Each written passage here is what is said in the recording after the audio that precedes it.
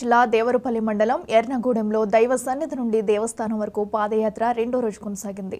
మద్దిపాటి వెంకటరాజు ఆధ్వర్యంలో ఈ యాత్ర సాగుతుంది. రెండవ రోజు టీడీపీ, జనసేన నాయకులు, కార్యకర్తలు భారీగా పాదయాత్రలో పాల్గొన్నారు. పలువురు మహిళలు మద్దిపాటికి మద్దతు పలుకుతూ హారతులిచ్చి స్వాగతం పలికారు. ప్రజాస్వామ్య వ్యవస్థలో జగన్ రెడ్డి ఒక గంజాయి మొక్కలాంటి వాడని ఆరోపించారు మద్దిపాటి వెంకటరాజు.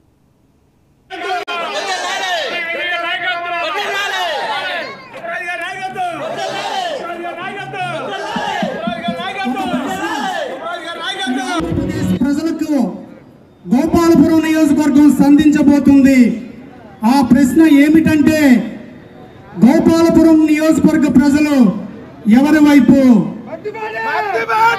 2019 ఎన్నికల్లో గోపాలపురం నియోజకవర్గ ప్రజలు ఓడిపోయారు.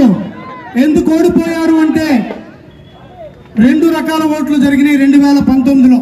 ఒకటి టీడీపీకి వేసిన ఓట్లు, రెండు వైసీపీకి వేసిన ఓట్లు. టీడీపీకి వేసిన ఓట్లు ఒక బలమైన నమ్మకంతో ఈ రాష్ట్రాన్ని ఒక విజనరీ లీడర్ మాత్రమే పరిపాలించాలి, అనుభవజ్ఞుడు మాత్రమే పరిపాలించాలి, రాష్ట్ర పరిపాలన అభివృద్ధి వైపు పరుగులెట్టాలి, అలాంటి తపనున్న ఒక యజ్ఞకి, ఒక పోరాట యోధుడికి 45 ఏళ్ల సుదీర్ఘ తన రాజకీయ జీవితాన్ని ప్రజలకు అంకితం చేసిన ఒక యోధుడిని ముఖ్యమంత్రి కావాలని తెలుగుదేశం పార్టీకి ఓట్లేసిన వాళ్ళు ఉన్నారు. అయితే మరి అదే తెలుగుదేశం పార్టీకి ఓట్లేసిన వాళ్ళు వైసీపీకి ఎందుకు వేయలేదంటే, ఈ రాష్ట్రానికి ఒక నియంత సీఎం కావడానికి వీలు లేదు, రాజకీయాలు చేసిన వ్యక్తి ముఖ్యమంత్రిగా ఉండడానికి వీలు లేదు, ఒక ఆర్థిక ఉగ్రవాది ఈ రాష్ట్రానికి ముఖ్యమంత్రిగా ఉండడానికి వీలు లేదు,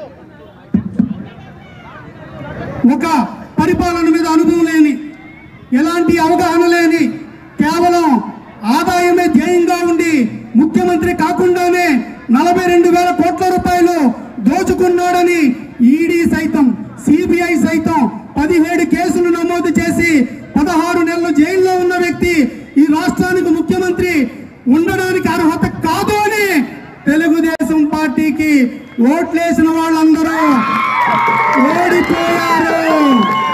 వాళ్ళ భయాలే నిజమైనాయి, వాళ్ళ అనుమానాలే నిజమైనాయి. ఏంటి అనుమానాలంటే, ఈ 5 ఏళ్ల పాలన చూడండి, ఈ 5 ఏళ్ల పాలన అరాచక విధ్వంసకర పాలన.